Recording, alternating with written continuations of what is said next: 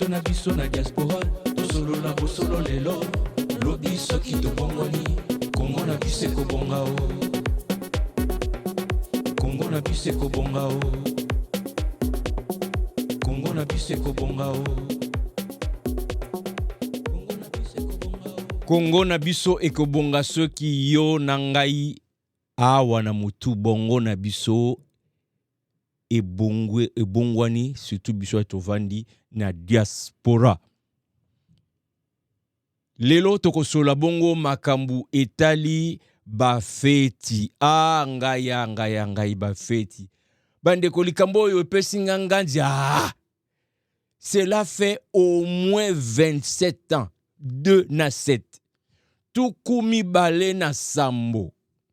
Oyo na sali constat ya makambu na kolobela bino na kati ya série oyo.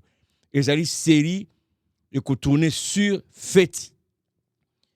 Na kolobela bongo ete na liboso soki ozali organisateur ya feti pour makambu ependa non. Ya mibale na kolobela soki ozali invité na feti. Na sali constat au bandeko ça fait 27 ans. Na wuti ko vivre likambu oyo lisusu na 2 premières fêtes ya mbula oyo tokoti exactement kaka makambo yango lisusu na fête ya ba congolais boni boye. Ça prend quoi? Il faut tobongwana na mutu na biso pour ce n'est pas digne ya batu ba yele surtout pour na biso batu tozali ko vanda na mikili ya poto ezalaka boye te bandeko soni mingi. Émission lelo ezali bongo sponsorisé par Balkanis. Balkanis ezali moko ya entreprise ya mwana mboka na biso mwana ya RDC na kati ya Canada. Balkanis ezali spécialisé na makambo etali immigration na Canada. Immigration na Canada. Tuzana moko ya biso moko. Akota ba classe ayekola makambo nyonso to immigration. Azali membre ya bureau ya barreau ya Ontario pe azali consultant en immigration canadienne. Na balkanis.ca on est un site internet soko ke ikuna okozwa ba détail nyonso na ba service nini oyo Balkanis asalaka. Olingo na Canada, olingo pareni na Canada, Balkanis ezali entreprise et salami bongo na moko ya baimboka contacter ye pour okokozwa ba détail et sungayo na ba question nyonso o itali immigration. Donc adresse ya site web ezali balkanis.ca. Soko lingi na email OK na info balkanis info commercial balkanis.ca. Na téléphone pour na bavandi na Ottawa, Gatineau, Canada, États-Unis, pourquoi pas en Europe, ata na Afrique beaucoup kobenga na 613 302 7912. Voilà. Au micro ndeko na bino Jean Dinsil ko uta bongo mikili ya Canada. Malgré cela na liaka na nga fufu mikolo nyonso avec ngai. Bandeko bolingo na utaki feti moko il y a 2 jours. Feti ya mariage. Na feti wana nazalaki invité te mais nazalaki DJ. Na komi na feti biso ba DJ to kota toujours avant to sel installation na biso. Feti nazalaki censé selon ba papier et banda na 18h. To komi na 19h30 kaka nga DJ na machine na ngai to vani na salle. Kala mingi te gérant ya isika wana aye. Aye ko tuna ngabi me fete na bilango ko banda erni. Nathalie na bi papa. Na yo na ngai to na mutuna moko. Yo ozali colossal. Ba kolo fete ba louer salle na yo. So bongisi nde na moni za kitoko. Ngai ba benginga na beta mindule. Yanga pe équipement evandi ndenge moni awa. Donc yo nanga toza na ne balwa na français dans le même bateau. Donc ça mutuno tunangate tozozela. Tozeli. Et pendant ce temps ba sali ya isikango donc l'équipe qui était qui devrait faire le service parce que service traiteur qui inclut tout ça ko lia rumela. Ba vani bazozela. Nzokande selon programme il fallait na 19h babanda ko servir batu bilei. Au plus tard 20h babandi ko ramasser basani pe équipe wana esengeli kokende. Donc ba employé si musana bango zalantu peut-être ba 20h30 bakena bango. Bandeko gérant ya mundele ayaki rouge lokola pilipili. Akota, abima, abaluka, azonga, azokuta kanga wana. Tovanda bandeko zela ke. Selon les papiers, il fallait faire ici là 23 heures. Donc comme 20 heures. Ba 3 heures. Et rappelez-moi que ce fait qui quelques semaines avant ça. La même chose. Nous avons un DJ. Zela ke. Nabi non. Et ça m'a mbala moko toko comprendre. Il y a mis balé peut-être babo et zasuka. Bande qu'on a réalisé que ça fait 27 ans qu'il n'a vu makambo. Na poto. Na ibiki bande qu'on a Europe, bino kuna situation zandeni ngana za côté à Canada. Bande qu'on États-Unis, ba voisin, bino kuna zandeni, ba fête na biso ya ba Congolais. Ezalaka ya Kinshasa ya Kivu Bukavu Kananga to ezalaka penza ya bakoto. Alors likambo na monela yango pasi na motema depuis 27 ans. C'est rare ngai personnellement na kende na fête ya muto na garantir yeke na kozala na ya 1 heure après ezaka rare. Et si jamais je dois être en retard na bengaka toujours. Mais nazo comprendre te naza nanga mundele te. Na uta bena idiofa. So na zaki mundele ba za mundele na uta idiofa. Engana nazo ko na ngote na kena iseme na kena lungu na kenda na mboko nini na na bosani bakwete musika benda kuna na zamba. Je me rappelle moi na muke bakoko na biso à l'époque là bazoke ne bilanga montre te réveil matin ezate mushinga putu comment ngoyenga mushinga putu na koma na mushinga putu na sukola ma ya l'ouest Congo na biso. Alors à l'époque bakoko na biso bazalaki landa l'heure selon les éléments de la nature, entre autres soso, donc olela ya soso kokoriko na moi ndenge eza kobima ti ekinolala. Soso ami balezaki moment o sengeli kolongwa et to kolongwa wana boye to landani ba parents na bana na bango kidi zamba to ko tant moi zo ngelisa déjà zamana basai bilanga na bango ti midi bakati potolia to yeba midi ndeni tant moi ekomi likolo mutu midi ko o mona penda sans que ba benga mutu nyos nazoba na zamba ba lungu kuna bata lungu boyebi côté zaleli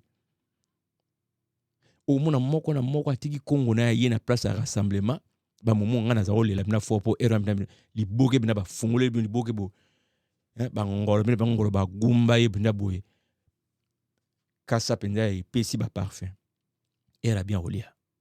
Et je pense vers 16h za ba air to olongwa et to yi ba 16h nengeni tant moye comme du baza pena ba l'élément ya nature ce que combien na mutu surtout bando kanga Congo parce que il faut jamais mulili et comme la bino bozana na zamba na bokomi ndako. Donc leto zo comme na ndako pena mona ke moi éclairage ezali mutu côté na case na.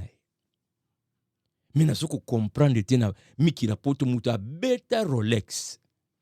Mais notion attend ayebi atamukete.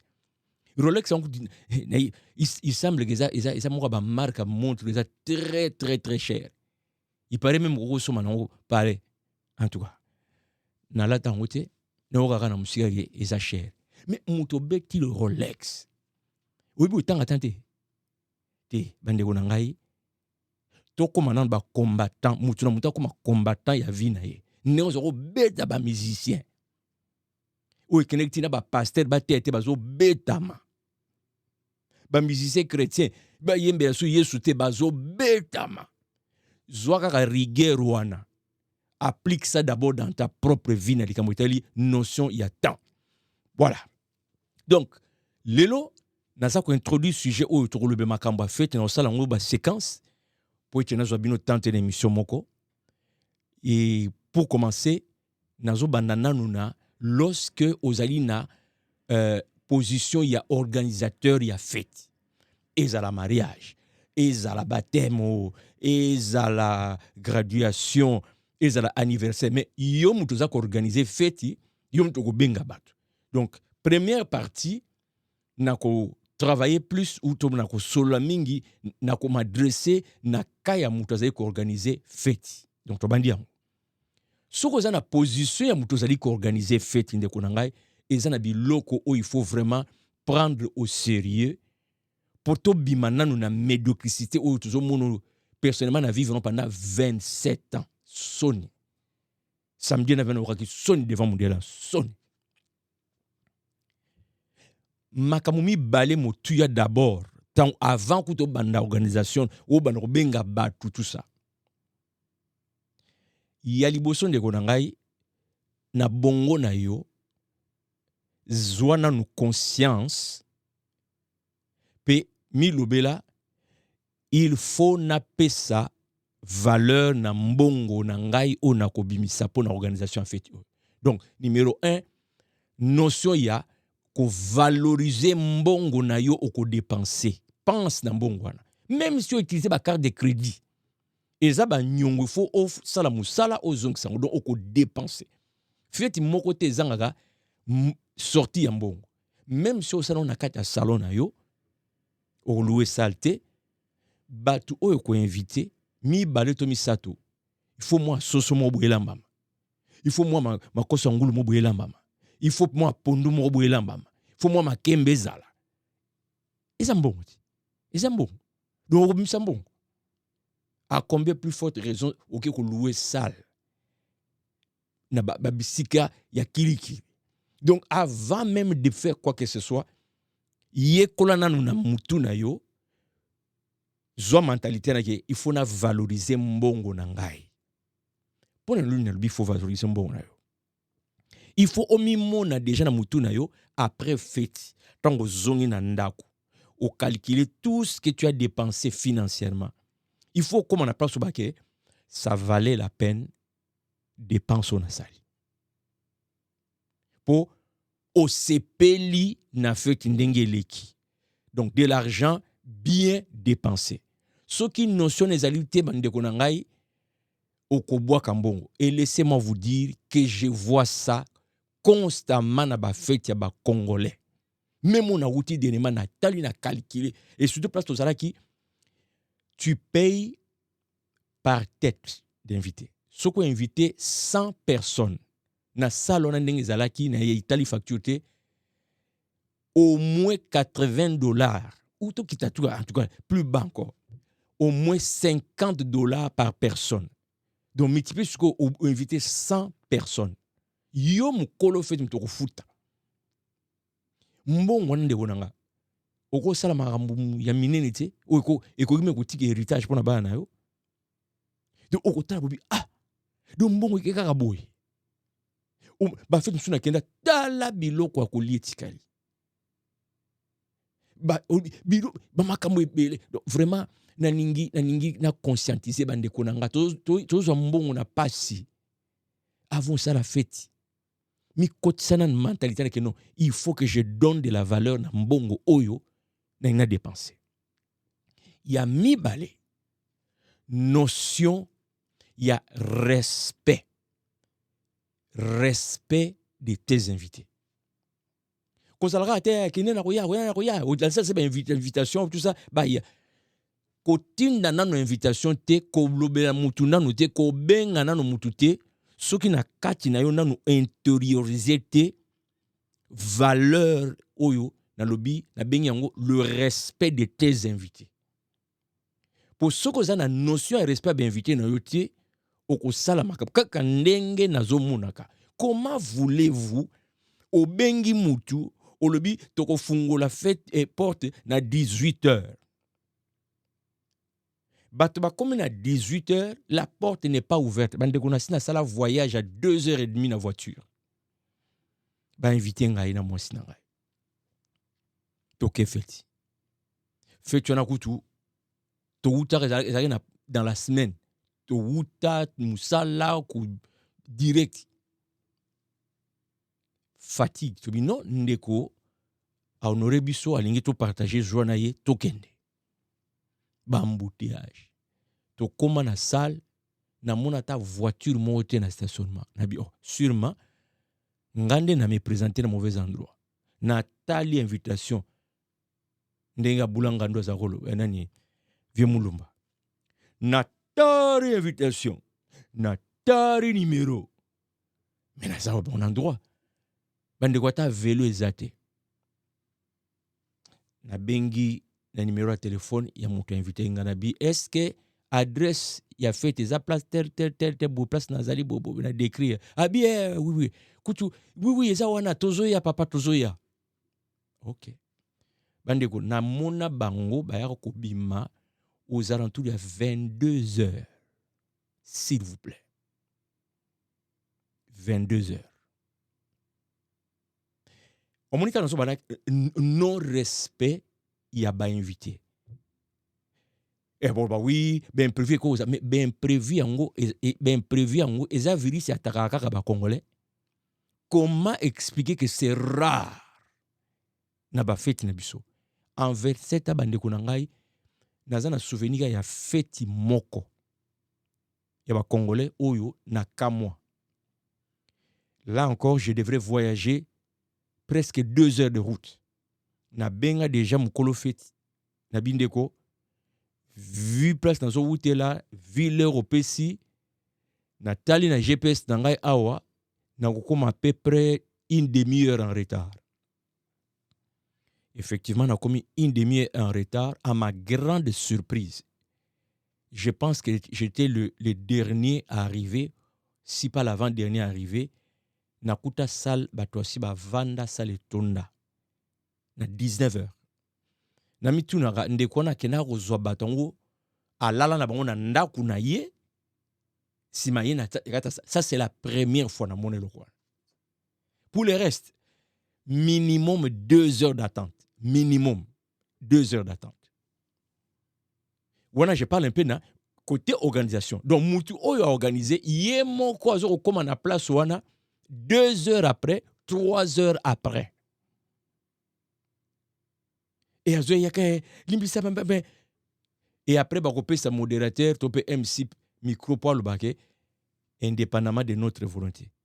Phrase wana y indépendamment de notre volonté na kumukana na décider pina siko. Mukuna kutana indépendamment de notre volonté. A rolia ma kofi benza. Na bunda kala. Mais yé na récupérer nanu ring. Indépendamment de ma volonté, indépendamment de notre volonté. C'est pas possible. Donc, ce que ça organisateur, est-ce que tu as le respect des invités? Et Zali manque y a respect. Au pesi batu leur, yo moko za kutune sika ngote, ni même un membre de ta famille. Ah, combien de fois na kena bisika? Ah, donc c'est de trouver quand moi c'est un autre tourner en rond. Hein? Place surtout que na feti. Tozela. Nzale betinga. Nabisi il toke un restaurant. Vous imaginez, toke restaurant, toke un restaurant. Toujours mon makamongo clarté. Organisateur et morazate. Aucun membre de sa famille. Wana na benyango manque de respect na ba invité. Donc, pour la partie oyo, na kosuka nanu awa. Pilo komi balé o réfléchir na ngondeko. Na ne oyo.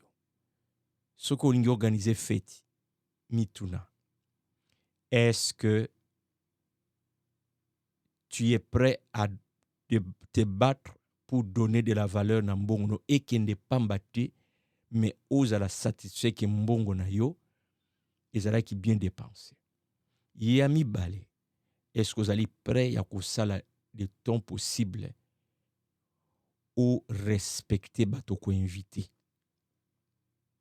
ou respecter bango. C'est-à-dire que tout ce que tu vas faire, tu vas tenir compte ya ba invité na yo que il faut au sepelisa bango, il faut au valoriser bango, il faut au valoriser dans na bango bandimi ko tia yango na makambo ya feti na yo et sika te batia na makambo na bango mususu. Ezala te ke muta vandi na salle abandi kotala montre talbi soki na ye ba kozala boye nde na décliner invitation yo parce que finalement le temps que j'ai prévu pour na activité yango awa est en train d'être gaspillé à ne rien faire. Simplement parce que vous avez un désordre dans cette organisation. Pourquoi vous avez un désordre dans cette organisation? Pour avant au banda, au vanda qui n'a noté au calculé, biloko mibale wana. Ko yeba ko respecter ba invité. N'appelle donc matière à réflexion. Okende ko réfléchir na yango. Sima Olanda lisusu eteni oyo ekolanda na série oyo par rapport à makambu ya feti. Alors, ezalaki au micro Wabino Jean Dinsil Kolongwa bongo mikili ya Canada Congo ekobonga soki yo nangai mentalité na biso pe échanger.